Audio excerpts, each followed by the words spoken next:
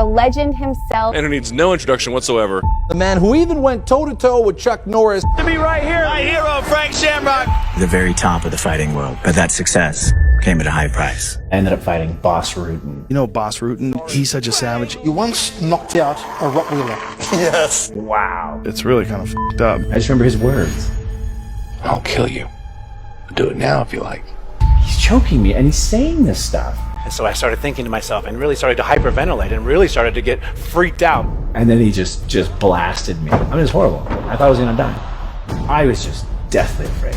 But this is where my fear comes from. My stepdad just started bending my arm, tore my knees out, and you're just crying because you're in so much pain. And it just made me terribly scared and afraid. So he locked me in the closet and left me there for hours. Laying in that closet, I was like, that's what I'm gonna become. I'm gonna become a champion, you know, and help people like myself, because this is terrible. The anger and the pain in me, I took it out fighting Boss Rutan. What were you thinking before that fight? My stepdad, Joe, had me live in the backyard for a couple weeks. And it was the first time where I really was hammered by the situation. I had all my belongings there because it was like he wanted me to leave. He made me take everything out of my room and all my toys. And I just remember sitting there under a tarp, under the frickin' clothesline, and just, you know, watching my Star Wars stuff get rained on, all my toys. I'm like, what am I doing? I'm living in the backyard. And that was, you know, that's what happened. That's what he would do. And it was just frightening and cold and damp and, you know, dark. I was kind of laying there, you know, and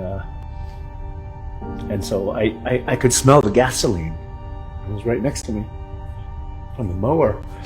And I thought, wow, it smells really funny. And so I just started sniffing it. It wasn't really like any conscious thing in the beginning, but it would just knock me out. And it would just wipe me out.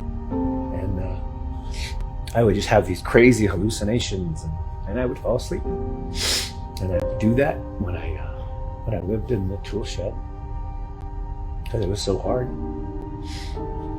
And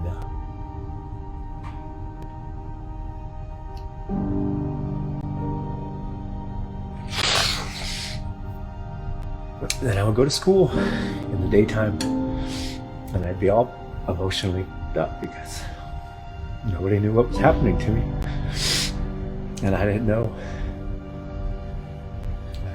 what to do.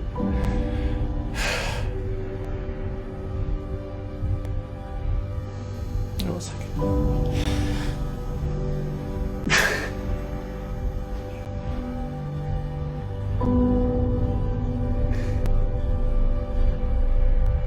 Well, Joe had a myriad of punishments. The scariest one for me was, you know, getting locked in the closet.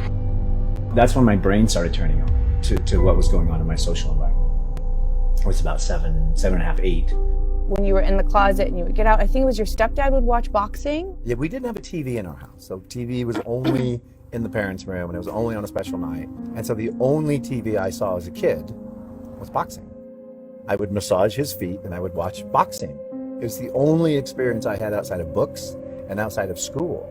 So that was my, you know, that was the thing. That was, you know, the champion had the belt and they gave the speech and everyone, like, there was that guy was the guy I wanted to be when I was in that closet, you know, as a kid. And it just became, you know, it became my dream. That was my dream. That's what I dreamt about when I was in there, and I was, you know, sad and I was just like crushed. And I was like, it's okay, because someday I'm going to be that guy. And it wasn't until I threw rocks at the train and got arrested and sent to juvenile hall, and was sitting in juvenile hall and talking to all these bad kids that I heard all the rumors about, and I'm telling them what's going on, and they were just like, what are you talking about? They're like, that's insane. And I was just blown away. In fact, I started pulling back. I was like, well, I can't tell them all this stuff, because they were just shocked. And I remember going back to my room and just sitting there going, wow, like maybe it's not, you know, me. And that's when, like, I was like, I gotta get out of here. I gotta get out. And then when I went and saw my counselor at juvenile hall, you know, she was very poignant and said, listen, if you keep doing this, they'll take you from your home. I was like, that's how I get out. That's how I do it. And so I was like, wow, I figured it out. But it basically ended when I was robbing that Taco Bell. I know that sometimes they leave the window door open for the serving window, and I get there and it's totally open. So I literally just walk in. The door to the safe is open. The door to the office is open. I'm like, wow, this is amazing. There's a huge bag of cash. I just stuffed it under my thing. I'm only in there maybe, 7 or 8 minutes. But as soon as I come out, I can see cars come in and cops come in. I ran around the back, and behind it, there's a creek. It was frozen because it's the middle of winter. And I jumped into that creek to get away from the cops. And as soon as I hit, I could feel the money come out, and then I could also feel that I was stuck under ice, because when I came back up, the ice was there, because I went in at an angle. And so I had to kind of crawl in and push through the ice, and then I just started running. And I ran and ran and ran. I still remember just the sound of my breath, because everything else had gotten super quiet. And I could just hear myself breathing. It was really like labored breathing. My mind was really just about, I needed to get somewhere. I was so cold and it was so painful. The cold was so painful. And then all of a sudden, it just got the warmest warm you've ever felt. And I was suddenly at peace, and I was like, wow, this feels amazing. I felt euphoric and wonderful. And I laid down on the tracks, and I was like, I'm just gonna take this tiny little nap, and I'll pop right back up, keep running. And I laid down, and things started to kind of warm up, and then all of a sudden, I have hypothermia, because I'm a nerd and I read everything. And I read, this is what happens when you have hypothermia. And I laid there, and I was like, I'm gonna die. Wow. And then I got up, and I was like, oh yeah, well, I'm not gonna die. So I know where that moment is. And so I popped up, and I just kept running and running, and I finally got to my friend's house. And then we got busted, and I was sent to this crisis center. That's when I met Bob Shamrock, and it was the same thing. I was sitting in juvenile hall, and another guy came to interview me, and this guy was just totally different. He was just no nonsense. I mean, he looked crazy, he had gold everywhere. He looked like a rock star or something, and he just sat down, and I went to give him my spiel, and he just goes, nope.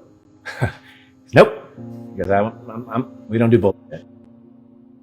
And it was the first time I'd met a father figure who stood up and was like, wait a minute, this is how young men act.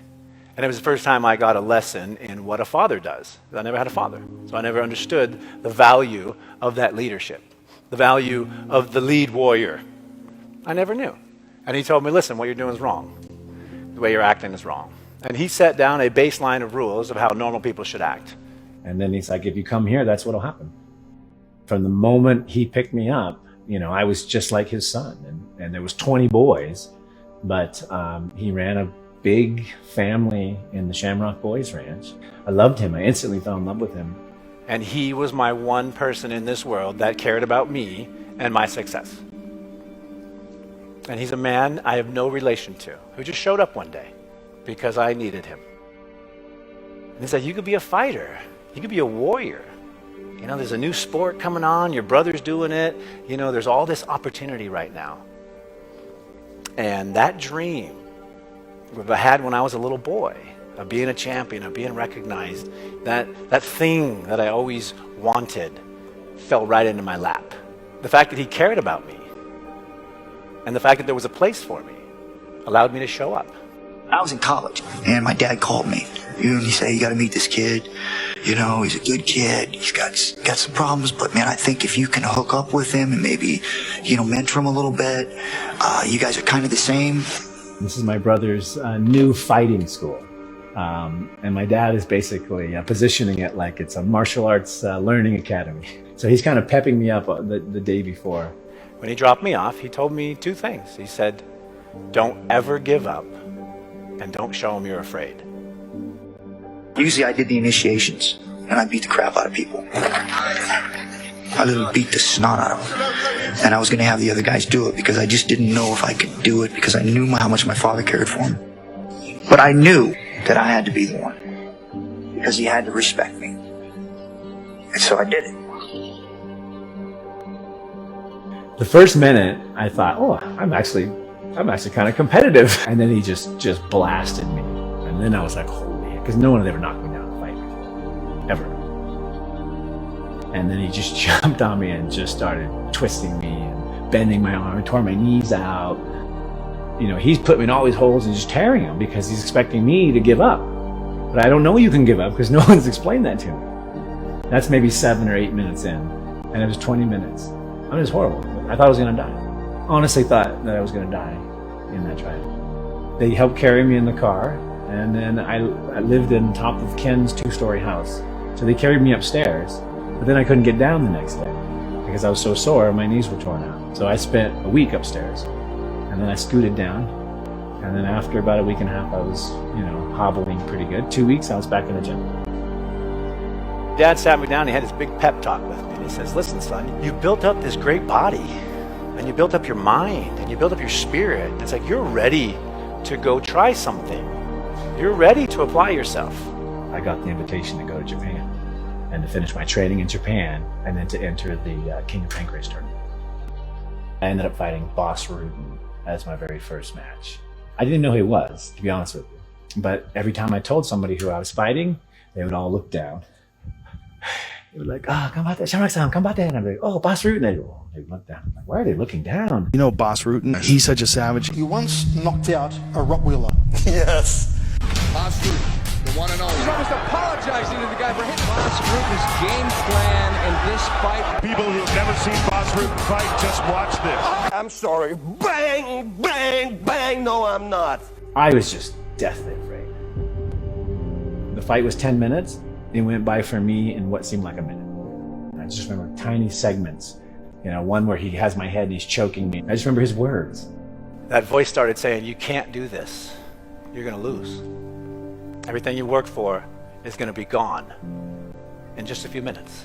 And so I started thinking to myself and really started to hyperventilate and really started to get freaked out because this was my entire dream in my life. Everything in my life revolved around this moment, and I was about to lose it. I was crushed inside. My spirit was down here, and his was just way up here. His energy was this big. And I thought, oh my goodness, this is it. I'm going to lose. Laying in that closet, I was like, that's what I'm going to become. I'm going to become a champion. And I'm going to use that voice and that power to do stuff, and help people like myself, because this is terrible. And so I always envisioned that I was going to become that person. So there was only one answer.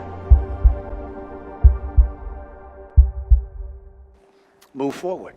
That's what you do when you're a warrior. I remember cross-facing him really hard, and then I remember us both having heel hooks on each other and thinking, I'm going to break his leg and he's going to break mine. And then I remember the bell ring. Looked over my corner and Ken was like, yes. And they announced that I'd won, and I was just blown away. The whole thing was just so overwhelming and so, so much. I definitely walked out of that ring a different person. If you're not creating a mental picture of the life and future you want, then you're wasting your brain power on a daily. For me, it's every single night when I go to bed. What's my future? I'm praying, I'm meditating, I'm visualizing my future. And to me, it's about living like a warrior. I want to provide for my family, for my community. I want to be a person of strength when they come to me. I can live that if I'm living this warrior's code. And that is living with honor, living with discipline, living with respect. I think we're all warriors. And you need the proper tools. You can train your mind, your body, and your spirit. And be ready for those moments. Be ready for those moments when your commitment will be ultimately tested. And a warrior never gives up. And a warrior always finds a way to win.